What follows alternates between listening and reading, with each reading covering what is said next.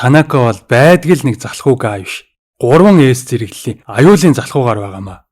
Түүний хувьд юм ярих, хоол идэх хүртэл ядаргаатай ажил.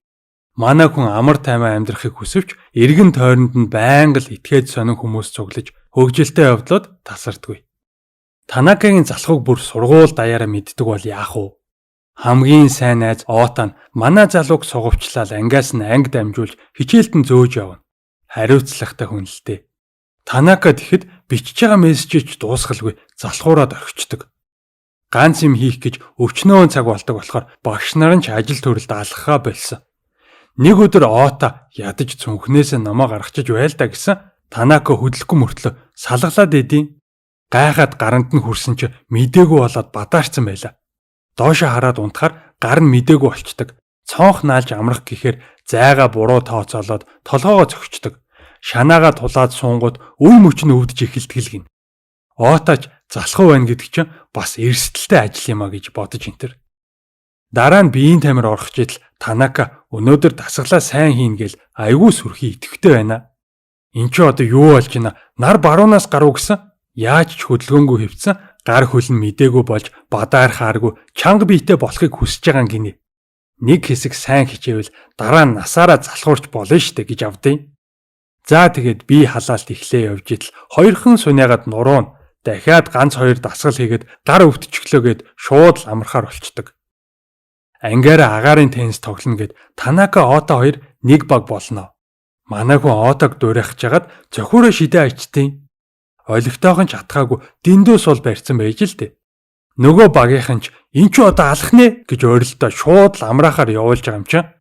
Ота эсрэг багийн 2 хүнтэй ганцаараа тоглож байхад Танака манай багийн хүн ийм сайн байгаа юм чи би ч гэсэн гайгүйдэн авчих байх оо гэж бодоод л сууж идэг.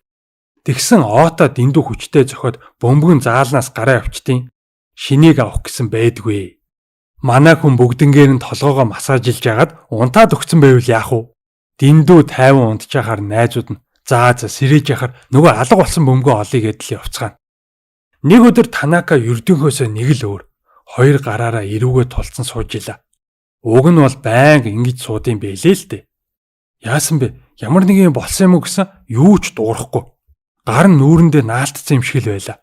Нэг хүүхэд ирээд цаас зөөхөд туслаад өгөөч гэсэн яг тэр позороо босоод зогсчтیں۔ Андаа над гараа гэсэн чинь мартцсан байна гинэ. Тэгснэ цаасных нь булангаас дамжилж интер. Үгүй тэнд өөр цааснууд байгаа. Тэрийг өргүүлэх гэсэн чинь туслаарай гэсэн болохоор ч л дамжилж ин гээд байгаамаа. За тэгээд явж Ота нөгөө цаасыг нь зөөж өгдөө. Дараа нь ус уух үеэр амаа чангаахгүй зүгээр нүүрлүгөө ус цацуулаад байвал яах вэ? Өдрийн хоолны цагаар бүр юу ч идсэнгүй. Жоохоо идчихэж гисэн үгүй л гин. Хөгжмийн хичээл дээр төгөлдөр хоор тоглохдоо ч нэг л гунигтай амар глүүми тоглодог.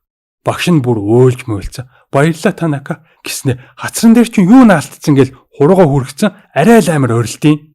Найзууд нь ч яац юм болов хүн амьтанд дурлцсан болов гэдэл гайхацгаана. Ота анги руугаа ороход Танака бас л гүн эм орцсон сууж ила. Эрт анзаараагүй дуучлаарай найзаа. Гарч зармиг авч идээгээ татсан чинь бүх зүйл тодорхой болно. Танакагийн цүнхнээс бөөн жижиг цаас унаад ирнэ. Хичээлийн дараа шүдний эмчэд очих гэсэн байла.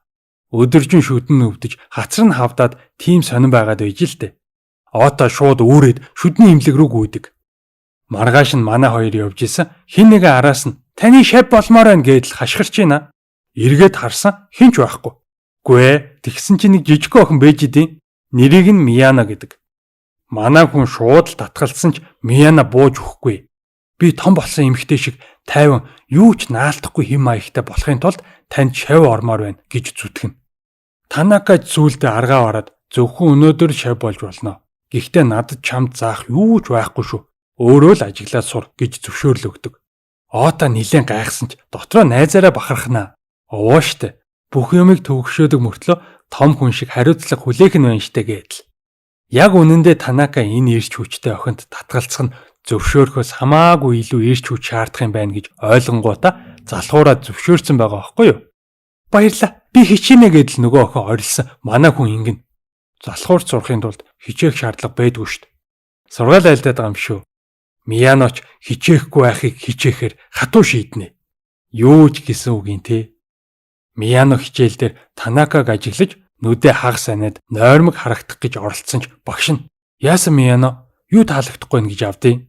Нойрмог биш, ууртай харцаар хараад исэн болж таарлаа. Дахиж нилээн ажиглаж байгаа л дөөрөөсөн багш нь "Мияногийн бие нь муу ах шиг байна. Нэгэн туслаад эмч рүү аваад яв" гэд гаргацдаг. Хичээлийн дараа ч ажигласан хിവэр. Багш дуу цөөтэй хитгэн үгээр ярьдсан байна. Би ч гэсэн тэгнэ гэдэл шийдсэн байж идэл манай хоёр хамт явж донот идэхүү гэж асуудаг. Бага купоноо ашиглахын тулд гурлаа очих ёстой байна л да. Мияна амар баярлал үнэхээр их авмаар байсан ч сэтгэл хөдлөлөө гарахгүй байхаар шийднэ. "Өө, яасан ч яах вэ? Нэх бодсон юм алга" гэж хэлж байгаач энэ царайг нь харалтаа. Шүлс мүлс нь гоочсон байж энэ тэр. Дараа нь Танакагийн уудаг юмыг хүртэл дөөрэж дургу байсан ч том хүн шиг харагдах гээд ногоон цай сонгохоор болно. Уг нь бол гүзээлчгэнтэй сүнд дуртай байна л да. Том эмэгтэй хүн ийм хүүхдийн шиг юм уудгүй л байх гэж бодоод гүрийж байгаа юм чинь. Тэгсэн Оото хажуугаар нь орж ирээд гүзээлчгэнтэй сүү авчваа. Мияно ч уйлд юм байгаа сте. Дуртай сүүгөө ууж чадаагүйгээд л уйлаад байна гэж Оото ховлоод манай хүнд өөрийнхөө сүүг өгнө.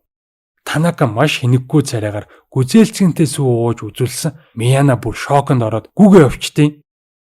Би залхуурах авиаскун байхдаа гэдэл гунигэлжсэн номын сан орж судалгаа тултал нь хийнэ.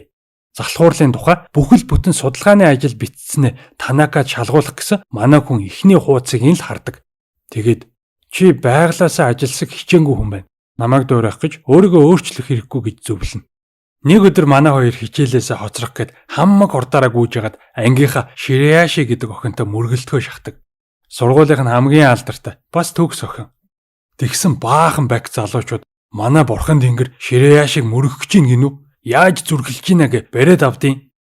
Нөгөө од охин харин маш ээлдгэр "Миний цаасан дээр гიშгчлээ" гэд нэгэнд нь хүрцэн ичээл алга болцгооноо. Манай хоёр аврагдаж Оото цааснуудаа суглуулахад нь тусалдаг. Танака "Шираяши бол бидний аврагч, аимшигт араатнуудыг ганц хүрээд л номхдогчлоо. Энд чи бит хоёр шиг хэрэггүй амьтад алга" гин. Охинч сонсцсон мань хоёрыг өрөвдөд хамт явж цаас хувилахад туслах гин. Хэвлэх өрөө рүү явж исэн хүүхдүүд бүгд л Шираяшиг биширсэн харцаар хараад идэв. Танака олон хүний анхаарал өртмөөргүй байна гэснээр куртгээ толгой дээгүүрээ нүмерцэн байвал яах вэ? За тэгээд юмаа копидох гэсэн текст нь алдаатай байдیں۔ Шираяши янзлаадахыгээд компьютер дээр маш чадварлаг ажилласан чинь Оото бүр гайхацдаг.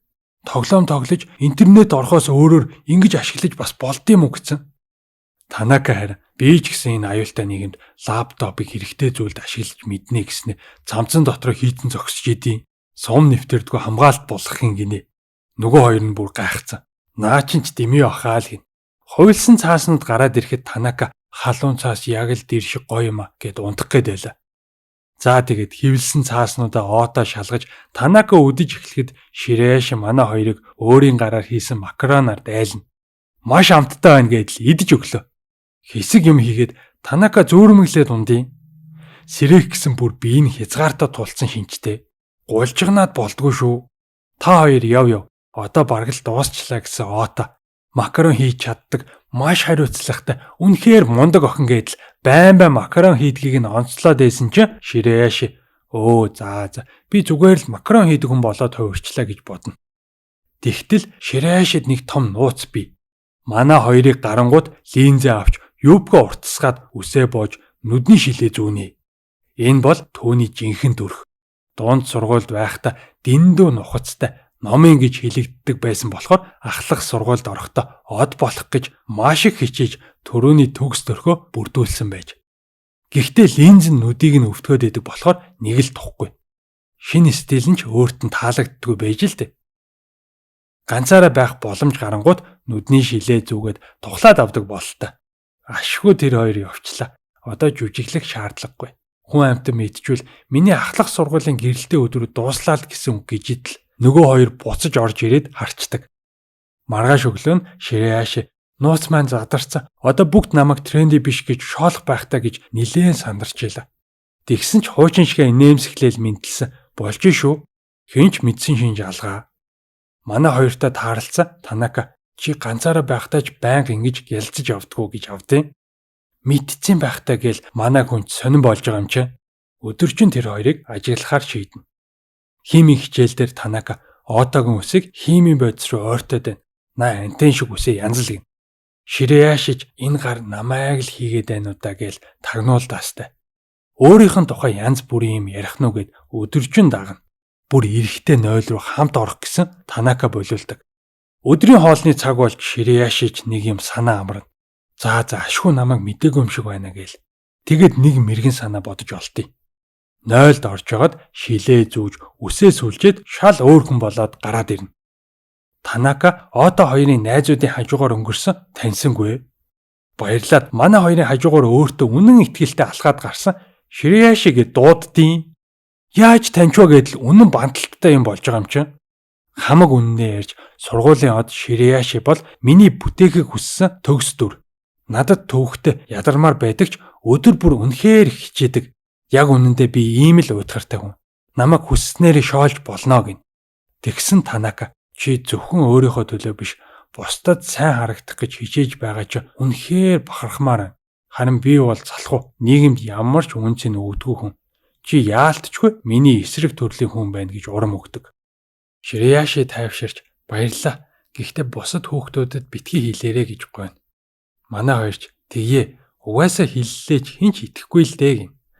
Цаашаа явж байхдаа Танака хитрхи гэлцэл байвал нүд гэлбад ойртоход хэцүү байдаг. Ийм сул талтай гэдгийг нь мэдээд харин сэтгэл амарлаа гэж ярьдаг. Маргааш нь Ширияши сургууль дээр нүдний шилээ зүгээд ирсэн. Хинч шоолсонгүй. Яатсан бэ энтерч гэсэнгүй. Харин ч линз нүд өвдөгдөг талаар ярилцаж бүгд санаа нийлнэ. Өдрийн Ширияши Танака намайг өчигдөр яаж таньсан болоо гэдэл бодоод байдаг. Яг энэ үеэр нь Оточ бас манай хүнээс асуув. Царай хувц хонрыг нь мэдхгүйч нүдийг нь бол хаанч тань яг л байдгаараа гэлзаад байсан юм чи гэдээ. Отод ихсэн. За найзаа өөрт нь битгий л ингэж хэлээрээ дэ гэчжээ. Нэг өдөр манай хоёр дээвэр дээр өдрийн хоолоо идэж итэл нэг охин хаалга амар онгойлгол гарч ирснэ. Танакаг дуэлд дуудаж гин. Яшгөө хэрэгтэй бол манай найзтай зодтолчих гэсэн Отогийн таньдаг охин байж таарна. Бид хоёр нэг бүлэглэлд харьяалагддаг байсан маа л гэж гин. Гэмт хэргийн бүлэглэл лүү гэж бодсон чинь цэцэрлэгтээ нэг анги байсан. Хажуу талынх нь айлын хүүхэд гинэ. Тэгээ багийнх нь очоор Эчан гэд дуудсан чинь бөөр битгий тэгж дуудаарэ гээл. Танака ямар ч байсан аюултай итгэхэд биш л юм байна гэж бодно. Ер нь яагаад надтай дуэлдэх гээд байгаа вүлээ гэсэн хариулахгүй мөртлөө чи яг ямар учиртай хүн юм гэдэл салахгүй. Ямар ч тулаан болохгүй. Наад санаага март гэдэл Танака хэллээ. Яахаарэ гээл нөгөө охин гайхна үстэй. Надад чамтай тэмцэлдэх ямар ч сонирхол алга. Ер нь бол ямар ч төрлөөр юугаар ч өрсөлдсөн би пят нойлдуулна гэдэгтээ 100% итгэлтэй байна. Ичээсэн ч манай хүнийг өрөвдөө наачтیں۔ Чи жоохон хичээч хэлтэй. Хоёлын ядаж ганц даам тоглолчий гээл ятгана. Мэдээж манай хүн хожигдлгүй байх уу? Охинч багтаав нь ханаж баахан шоолно. Танака тэгсэн чинь би аяйгуу сэтгэл хангалуун байна гэж авдیں۔ Хожигдчихэд яахаараа гэснээр манай хүнийг даамаараа цагаан гэсэн утгатай ханзны дүрс үүсгэцнийг нь ойлгоно. Ото зүрхний андыгаа биширч Ичээзэн харин хожсон мөртлөө хожигдсан мэдрэмж авдаг. Энэ ч бас муугүй өрсөлдөгч бололтой гэж бодож итэл гидсэн дуурчтай юм да. Өсөөд байгаа мó маа энийг идгээл Ото туулааны хэлбэртэй кекс гаргаад ирсэн. Ааштай охины уур нь хүрлгүй яах вэ? Би юу гэж ийм идчихэдий? Доромжлаад байгаа мó гэж мэгцэн. Дэндүү хөөрхөн хэлбэртэй болохоор идэж чадахгүй. Ото шиг зүрх сэтгэлгүй мангасууд л ийм иддэг байх гэдээ. Ядаргаатанаас нь тий. За тэгэд өлссөн чигээр хүзэр тоглож эхэлнэ.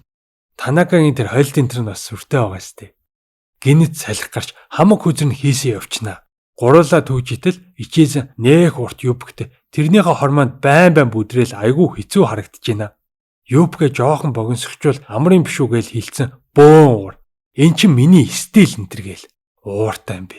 Стилээс гадна эмхтэй атмаануудыг хүндэлж байгаа хэлбэрийн гинэ. За тэгэл тоглож ийснэ. Манай хамгийн сайн найз чамааг шүтдэг болохоор би чамааг сүрхий залуу юм байх гэж бодсон. Тэгсэн балиар залхуу юм байсан биз дээ. Найз маань чам шиг олчвол яах юм гээл манай хүнийг заамдаад авна. Солиотой хүүхэн бэ гэж итэл Мияна хүрээд ирдیں۔ Нөгөө амар охин ч найзаа гээл түрүүний зэрлэг балмад хүн мөн үү гэмэл. Яриад байсан найз нь Мияна юм уу гэдэл манай хоёр бүр гайхаж байгаа юм чинь. Миянад угаасаа залхуу болох потенциал байхгүй. Чи санаа зовлтгүй байна гэсэн. Найз доромжлоод байна үгээд Танакаг боож могод өвчгнөж өгнө. Нэг өдөр Танакагийн утсан дээр супермаркет орох гэсэн ремайндер гарч ирдэг. Отог хамт явъя гэж гуйла. Авсан юм бориулах гэсэн юм гэсэн чинь дэлгүүрээс юу авах ёстойгоо мартчихж санахад туслаад өгөөч гин. Манай дүү өчигдөр орой яалтчгүй нэг юм захиад ийсэн маа гэдээ. Чи дүүтэй байсан юм уу гэж гайхснаа яг Танака шиг царайтай залхуу охин төсөөлнө. Гэрэнч гахаан хороо шиг байдаг бахтаа гэж бодоод амжиж байгаа маа бас. Бит хоёр адилхан царайтаж манай дүү зан аашны хувьд надаас левел дээгүүрлдэ гэж байна. Дэлгүүрт оронгуудаа юу авах ёстойгоо санахын тулд бүх тасгаар явж өгнө. Отооч янз бүрийн юм харуулаад л ой санамж нь орж ирдгүй шүү. Хөлдөөсөн хүнсний дасагт ороод Ото дахианы цээж мах харуулж бусад махтай харьцуулахад ийм тийм гэдэл онцлогийг нь хөөрнө өгүүлнэ. За бас хамгийн дээд тавираас ариун цэврийн цаас хөв гэдэл буулгаад ирсэн тэнд байсан эзэгтэй нарч аман ангаж манай хүнийг биширж байгаа юм чинь дэлгүүр орохдоо аваа явж юмар залуу юу гүй юу гэдэл. Танака харин манай дүү намайг удаан алхахтгийг мэдж байгаа. Зайрмаг мах энтер гисчгээр юм захихгүй л дээ. Хүнд юм өргөж чадахгүйг маань мэдэх болохоор ус будаа мудаач захихгүй байх гэдэл залхуугийн логикоо урсгаж өгнө. Тэгтэл утсан дээрээс бас нэг ремайндер боллоо. Ганцхан пи үсэг. Тэгээд пи үсгээр эхэлсэн бүх юмыг аавна гэж өвчгнөөл Отогоор баахан юм бариулаад гараад ирсэн дэлгүүрийн үүдэнд панкейк зарж идэ. Нээрээ тийштэй панкейк загсан юм байна гэдэл аваа явна. Тэгсэн маргааш нь цаадах чинь аюулгүй муухай үнэртэй болцсон хүрээд ирлээ. Яг үнэндээ дүүн панкейк биш бохрын хоолой цэвэрлэгч загсан байж л дээ. Манай хүнийг шаал өөр юм аваад ирэхээр нь уурлаад бүгднгийн нийлүүлээд спешиал хоол хийж өгсөн гинэ. Пармезан бислаг, перц, панкейк өөр юу ч байсан. Тэгсэн нөгөө уурт ичээсэн гэдэг охин Танака Ото хоёрыг холоос ажиглаал байж гинэ. Йоо энэ хоёрын алийг нь сонгох юм бэ гэж шүү бүр. Манай хоёр ч хараад байгааг нь мэдсэн. Танака би зодоон үдэнд оролцмааргүй байна гэж авдیں۔ Нөгөө охин ч өөдөөс нь би дахид зодоон хийхгүй. Би чи эмэгтэй хүн штэ гэснэ гүгээ явцсан. Манай хоёр ангаад юм байгаа сте. Танака өөрийг нь мундаг гэж хэлсэн нь одоо хүртэл мартагдахгүй толгоонд нь эргэлдэнэ. Ото бол халамжтай. Намайг эмэгтэй хүн гэж хүндэлдэг. Харин Танака найдваргүй, залхуу. Намайг эмэгтэй хүнч гэж хардгүй, өөдгүй гэж бодно. Сүүлдээ крашлаад байгаа мó, үзэн ядаад байгаа мó өөрөө ч өөрийгөө ойлгохоо болоод ямар ч байсан эмэгтэйлэг болно гэж шийдтий. Мафийн эгч нарыг хүндэтгэж өмсдөг нөгөө айхтар урт юбгээ богноор солих гэсэн Мияно чи байгаагаараа л хүчрэхэг мундаг штэ гэд боловчдаг. Яг энэ үед нь Танака орж ирж таарад санал нийлж дэмжинэ. Ичээсэн ч баярлцсан коридороор явж ийсэн хормондо тэглэл унаж явтал Ото тосоод авдаг. Ичээл шатаар гүйсэн бүдрээд унчт юм да. Чаавс. Хөлөө гимтээц юм шиг байна гэд Ото тэрвээ явсан ичээсэн баахан сандарна. Ичиж маяглж ягаад гарнаас нь мултраад унчвал яах вэ? Хэсэг хугацааны дараа Танака ичээсэн гэдэг нэр хитрхи урт юм а. Зүгээр эчин гэд дуудчих гэж хэлснээр цэцэрлэгийн хочоо буцаагаад авчихын тэрэ. Валентины баяраар хин нэгэн манай хүний цүнхэнд нь нууцаар шоколад хийсэн байла. Танака харин ядаргаатын хариу бэлэг өгөх хэрэгтэй болно штэ гэл айгүй дургу байна. Тэгсэн Отод ч бас шоколад захиатай иржээ. Мияна юм уу Шираяши байх гэж таамагласан ч хоёулаа биш гинэ. Шоколад нь маш амттай. Хоёулаа эдэнгээ хэн байж болох уу гээл яриа байж итл Танакагийн цүнхнээс дуу хураагаар унаад ирдیں۔ Юун тагнуулын хэрэгсэл вэ гэжсэн нэг жижигхэн охин гарч ирэнгүүтээ наадах чи минийх алга болгочоод олохгүй байсан гэж авдаг. Энэ бол Танакагийн дүү Рино. Ахтайгаа амар адилхан царайтаж хамаагүй ширүүн харцтай нэг тийм охин байла. Дуу хураагаараа хичээл дээр ашигладаг гинэ. Нэг багш нь айгүй хурдан ярьдаг болохоор яриаг нь бичиж авдаг гэж тайлбарладаг. Ямар сүрхий охин бэ? Нэрээ тэгвэл даалгавраа хийхдээ дахин сонсоод зүгээр юм байна гээл Ото биширнэ. Тэгсэн яг үнэндээ багштаа өөрт нь сонсох гэж бичдэг гэж шүү. Тэгжиж багш ярианыхаа хэм маягийг застын байгаас тэгж авдیں۔ За тэгээд Отог кофегаар дайлигээд гэртээ урина. Танакач нэрээ тгийл та манайхыг мэддэг болчвол маргаашнаас гарч алхах шаардлагагүй болох юм байна. Отогоор гэрээсээ авахуулъя байс гэж бодоод жаахан баярлцдаг. Алхахгүй шууд л өргүүлээ явах нь вэ штт. Ороод сахаргүй хар кофе хүчээр уулгаж маргаашнаас манай ахыг битгий үүрч зөөгөөрэй өөрөө алхаж сураг гэж загнана. Кофего ууж яхад нь байн ямар байна? Амт нь зүгээр байна уу гэж асуугаал амар ширтээд эдийн. Ота саагар байвал өгөөч гэж гуйгаад ч амжил болохгүй. Дүүн гэхдээ Танакаг бодоход аюулын ажилсаг гар байдаг шүү. Манай хүнийг хөвтөд зурагт үзэж явах оронд Рино тэрүүгээр хамаг юмыг нь хийгээл байла. Бараг гэрийн нэг хэсэг болцсон хүн байна гэж мэдэгдэхгүй байгаа юм шүү. Дээр нь өвгсөн хувцас тавьсан чинь хөөе би энд байна гэж хэлж энтер. За тэгээд бүх зүйл тодорхой болж дүүн Танака шоколад өгсөн байж л дээ. Зөвхөн ахта зориулсан юм нь Ота хамт идэж яхаар нь энэ гарыг зайлуулах хэрэгтэй гэж шийдсэн тэр. Тэгээд хамаг муухайгаараа хандаж амтгүй кофе уулгаад сүүлдээ та одоо яваа гэд хөөх шахан байсан ч Ота намайг урьж дайлсанд баярлаа гэдэл гарна. Гүэм хүмүүжлтэй залуу шүү. Харин Танака хүнд өгсөн шоколаднаас илүү гарсныг надад амсуулсан юм байна гэж андуураад энэ хэсэг дуустдаг. Нэг өдөр Танака Ота хоёр Макдоналдсын хажуугаар явж итэл Ота гинэт гүзээлсгэнтэй зармиг идэв.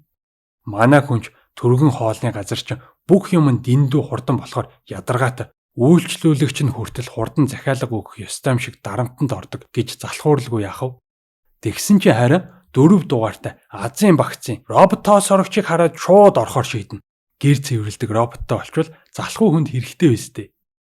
Тентхийн ажилтай охин Танакаг хараад энэ залхуу царайтайгаар одоо захиалга өгөх гэж баахан удах байхтаа гэд бодож дуусаагүй ээжэтэл 4 дугаартай багцыг авъя гэд маш хурдан захиалдаг. Тэгсэн маш харамсалтай. Яг тэр нь дууссан байдیں۔ Манай хүнч хамаг ирч хүчин дуусч урам нь хугараад зүгээр л гүзээлзгэнтэй шиг авчлаа. Каси охин урам нь хугарсан залхуу ийм зэргийн аураатай хүн шейкэ унгаж асах нь ойлгомжтой гэж бодонгуудаа та сууж байгаараа би аваачаад өгье гинэ. За тэгээд шейкэ сорох гэж бүх хүчээ шавхсан ч болдгүй дээ. Бүүр ядарч байгаа юм чинь. Ажилтан охин Танакаг хамаг кунфугээ шавхаж байгааг хараад нөгөө тоглоом нь дууссан болохоор надад өс санаад ийм амар хараад байгаа юм багтаа гэл үхтлээ айдаг. Отаг харснаа энэ том биетэй бүр аюултай жинхэнэ бүлэглэлийн гар бах ажил тарангууд отж байгаад намайг барьж авах байхта гэж төсөөлж энтер. Арай их кино үздэггүй юу? Тэгээд ч болоогүй менежер дээрээ гүйж очиод ямар нэгэн аргаар 4 дугаартай багц гаргаад өгөөч миний амь настай холбоотой гэж гуйна. Тэгсэн Танака Ота хоёр гарч явахдаа дажгүй газар байна шүү. Ажилтнууд нь ч ийдэг юм. Гэхэд охин гимгүү хүмүүсийг хилмигдүүлж ийснэ ойлгодог. Ширэяши Танакаг сонирхоод гэхдээ яаж харьцгаа мэдэхгүй холоос ажиглана. Жинхэнэ төрхөөрөө харагдсан тэр өдрөөс хойш Танака бодогдоод салахгүй байгаа гинэ. Найзууд нь яасан бэ гэд асуусан. Би хүнд сайн болсон бололтой гин. Царай нь гэхдээ тийм биш л байна да. Дотроо өөрийгөө голоод над шиг загварын мэдрэмжгүй ганцаардмал хүнийг Танака юу гэж тооховдэ гэж бодоод ахгүй юу? Тэгсэн Ота манай хүнийг өргөөл явлаа. Даанч унтчихсэн бололтой гулсаад унцдаг. Тэгэнгүүт нь хөв гээл үүрчилгүй яах вэ? Би ч гэсэн Танакаг үүрхийн тулд хүндийг өргөлтөөр хичээллэж булчинтай болох хэрэгтэй болов гэж бодож энтер. Гэхдээ өргөж даадаг болтол хаач байсан.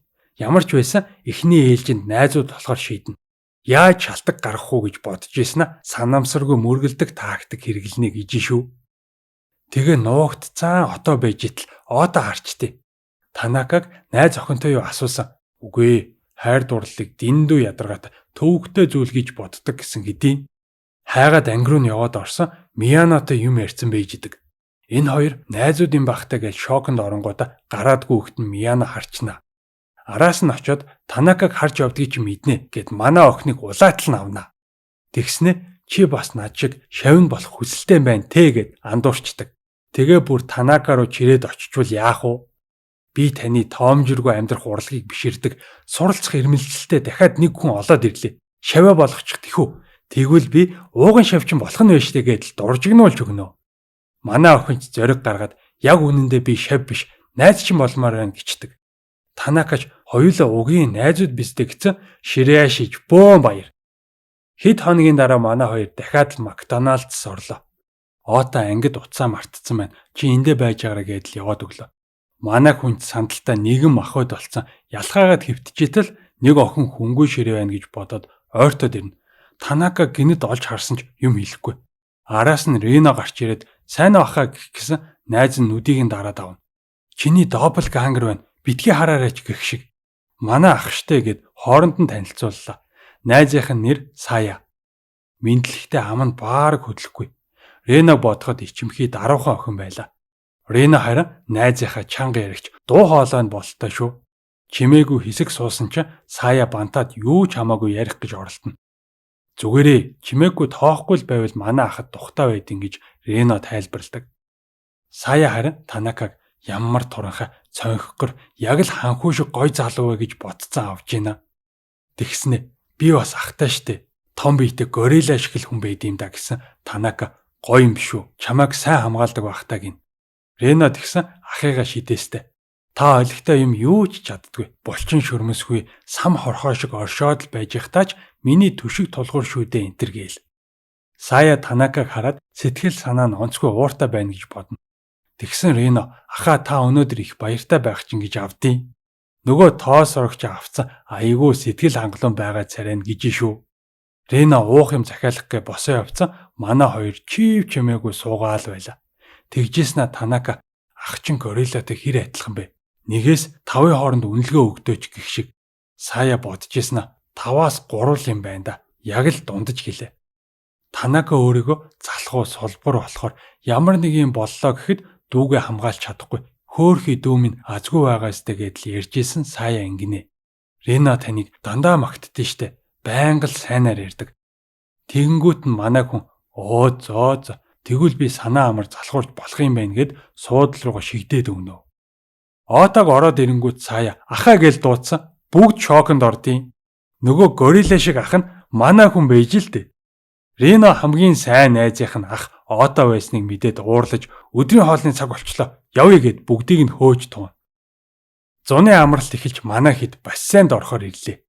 Мэдээж Танака сэлж чадахгүй гинэ. Хөвөөд л явж исэн чинь хоёр хүүхэд манай хүнийг шоглох гээд байдаг шүү. Отооч давхиж ирээд айлгаа явуулчихна. Даанч Танакагийн хөвдөг цагирга нь цоороод хийгүү болчдөг. Гэхдээ асуудалгүй. Манай хүн өөрөө бие тултлан сул тавиал хөвөө явчихж байгаа. Тэгээд ч зогсохгүй. Тэнд байсан хүүхдүүдэд яаж хөвхийг яруу тодоор зааж өгнө. Хэсэг хугацааны дараа хичээл эхэлж манай хоёр сургууль руугаа явж итэл нөгөө хүүхдүүдтэйгээ дахиад таарна. Таны хөөх техник манай сургууль дээр амар алдартай болсон. Бүгд дуурайгаад хийж байгаа штэ гэж авдیں۔ Ангидаа ороод ирсэн Мияна тосч аваад багшаа 5 хоногийн дотор яаж 10 см өсөх вэ? Заагаад өгөөч гин. Боломжгүй юм биш үү? Яах ч байгаа гэсэн Ичизэн юката өмсөд салют үзье гэж өрсөн гинэ. Хамгийн гол нь дэлгүүрт байгаа хамгийн жижиг загвар нь манай хүнд урттаад байгаа мэн л та. Тэгвэл явж чадахгүй нэгэд л хийлчихгүй юу гэсэн. Ото захиалгаар юката хийлгэх санаа гаргана. За тэгээд хичээл таарад Ширэяшитай хамт бөөнөрөө дэлгүүр явлаа. Ороод зузаан ултай сандаал олонгуудаа Мияна бөөн баяр.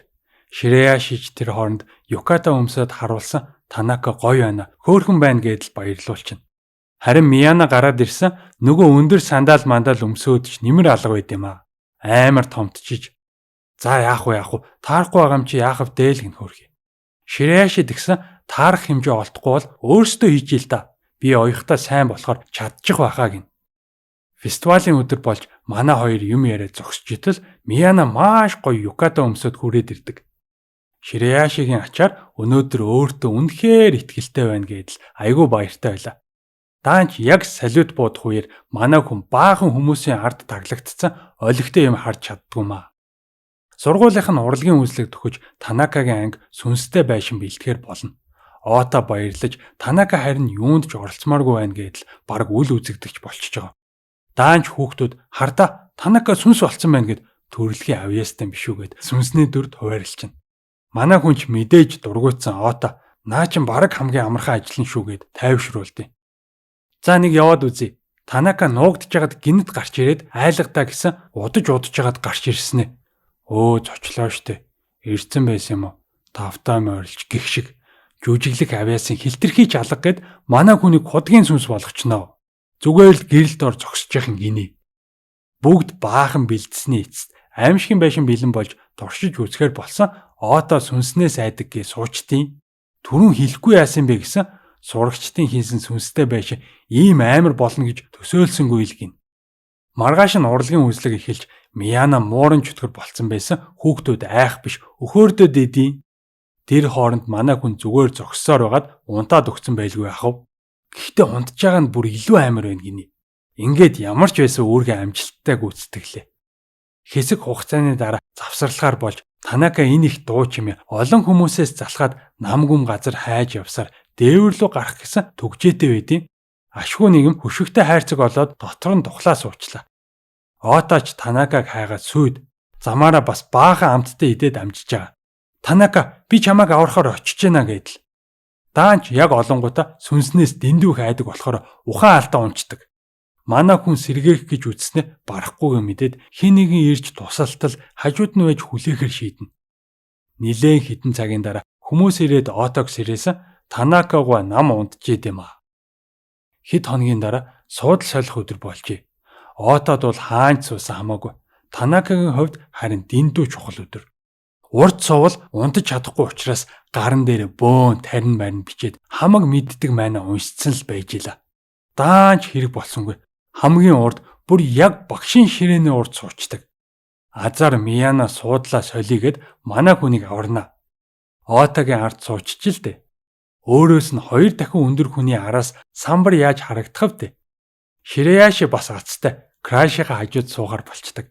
Даанч манай залхуу өдрийн ихэнхийг унтаж өнгөрөөнө.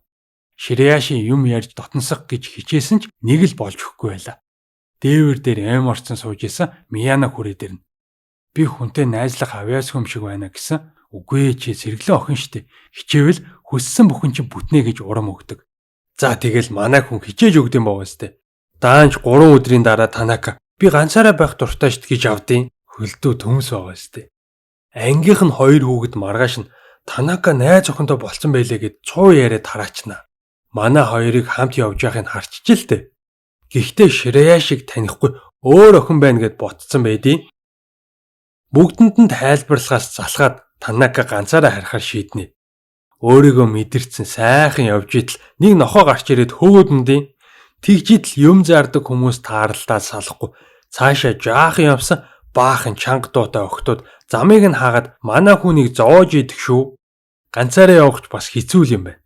Зүрхний андуудтайгаа алхахал гоё юм байна дөө гэдгийг ухаарна.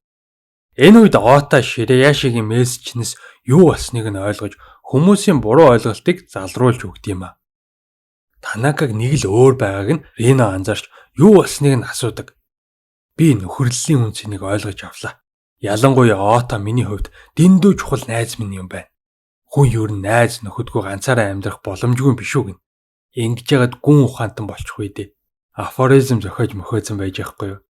Өглөө хичээлдээ яваад очисан найзууд нь уучлахгүйгээд аним маань дуусч байгаамаа. Дараагийн анимаар уулзцгаая. Баяртай.